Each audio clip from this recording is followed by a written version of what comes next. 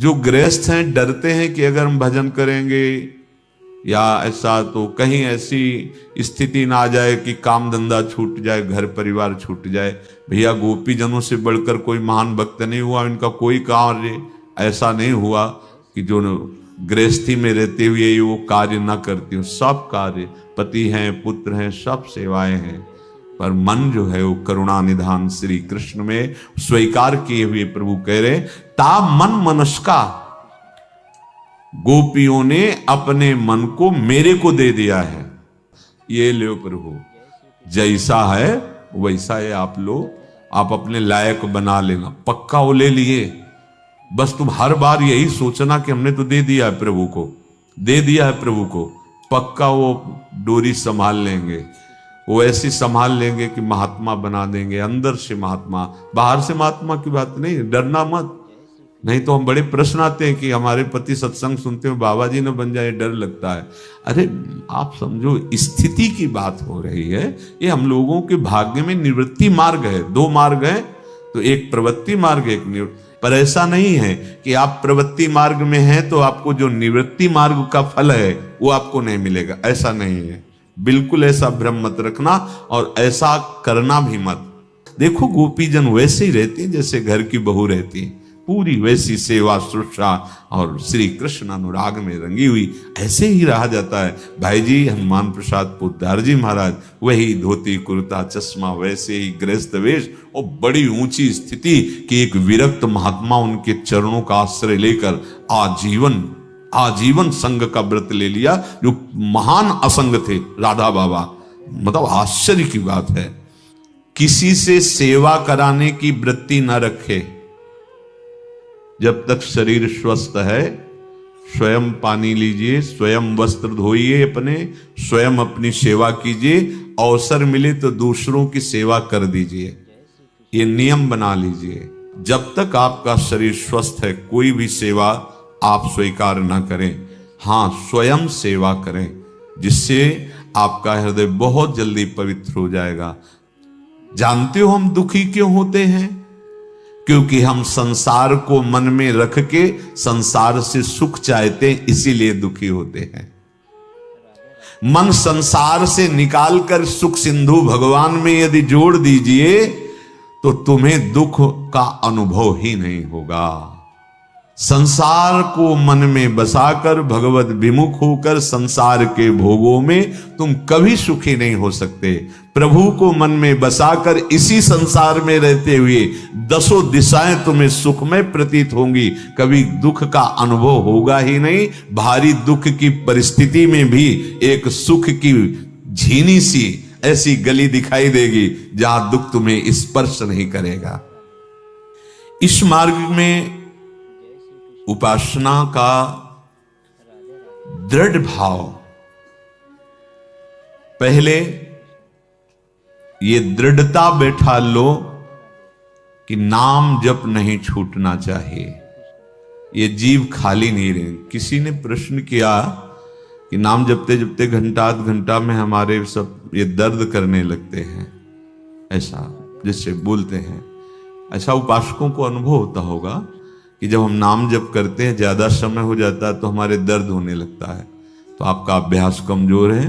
आप देखना, नाम जपते जपते उपांश में पहुंच जाओगे, जिससे इसका एक क्रम है। उपांश में जपते जपते मानसिक में पहुंच जाओगे।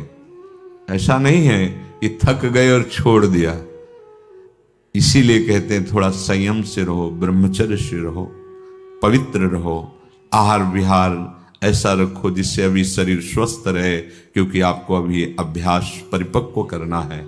अगर अभ्यास परिपक्व नहीं हुआ तो ये ठीक कह रहे हैं, जो ऐसा बोलते हैं वो ठीक कह रहे हैं। क्योंकि इसी मार्ग से चले हैं तो बहुत से साधकों से, बहुत से ऐसे कि जैसे बार बार राधा राधा राधा राधा राधा राधा या नाम लिखना तो यहाँ दर्द होना शुरू हो जाना या ऐसे थकान सी लगना, ये अभी अभ्यास की कमजोरी है और संयम की कमजोरी है। जैसे आप राधा नाम का ध्यान कर रहे हैं तो संयम ठीक ना होने पर आज्ञा चक्र पर आपके दर्द शुरू हो जाएगा, यहाँ बोझा लगने लगेगा, नहीं बन पाएगा। अगर संयम सही तो वहीं आनंद की धारा स्फुरित होने लगेगी। हारना नहीं है, नहीं हारना। तो सदा श्यामा श्याम के नाम का नशा पड़ जाए जपने का, ये होता है, आगे चल के होता है, प्रारंभ में नहीं। प्रारंभ में तो बहुत ही विघ्न सताते हैं, प्रतिकूलता आ जाती है, मन बड़ा परेशान करता है, विषय आकर्षण बहुत जोर का होने लगता है, ऐसा लगता है, क्योंकि वो निकलता है तो लगता है आकर्षण जोर का हो रहा है।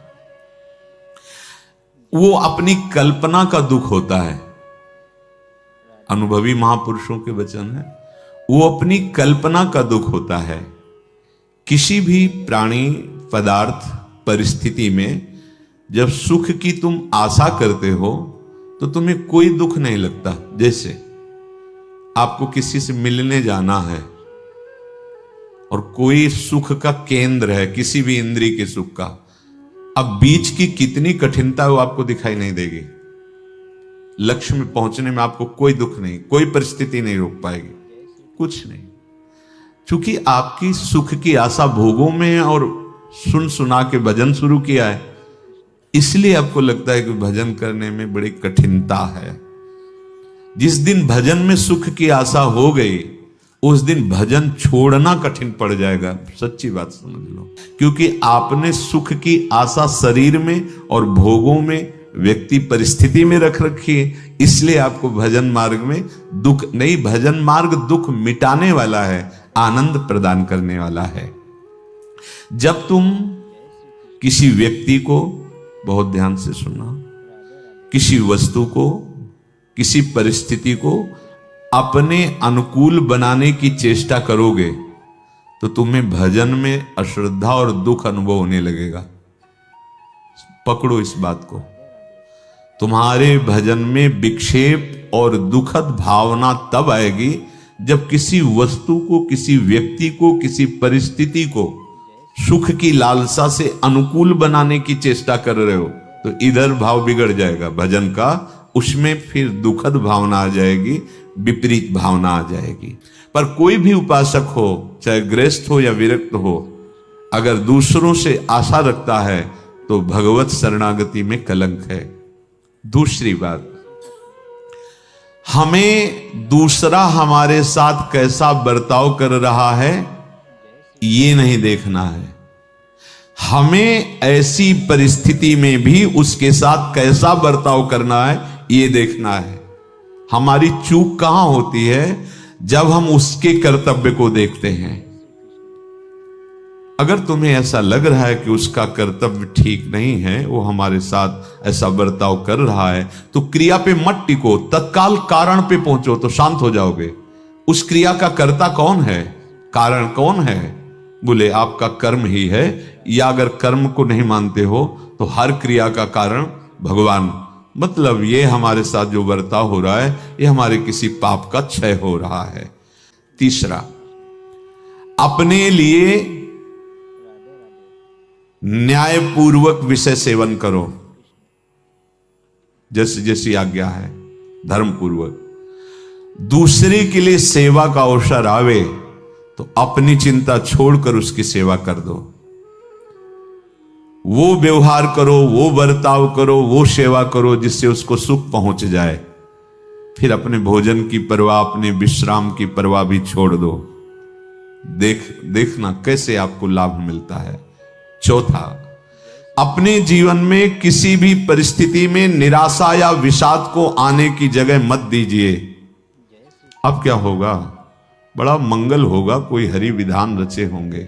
नहीं, वो जो मंगल था हम समझ रहे थे वो तो हट गया, वो अब विषाद ही विषाद। नहीं भाई, मंगल भवन हर समय हमारे साथ हैं। कदम कदम पे जो आवश्यकता होगी वो पूर्ण होगी। मुझे भगवान पे विश्वास है, परिस्थिति या व्यक्ति पे नहीं। जीवन में निराशा ना आने पावे, विषाद ना आने पावे। तुम्हारा अपमान हो तो तुम विचार पूर्वक आनंदित होना, तुम्हारे पाप नष्ट हो रहे हैं। तुम्हारा सम्मान हो तो तुम सावधान रहना, कहीं देहाभिमान पुष्ट ना हो जाए। पांचवी बात, अपने मन से अपने हित की बात प्रभु के ऊपर समर्पित कर दो और दूसरे की हित की बात सोचो।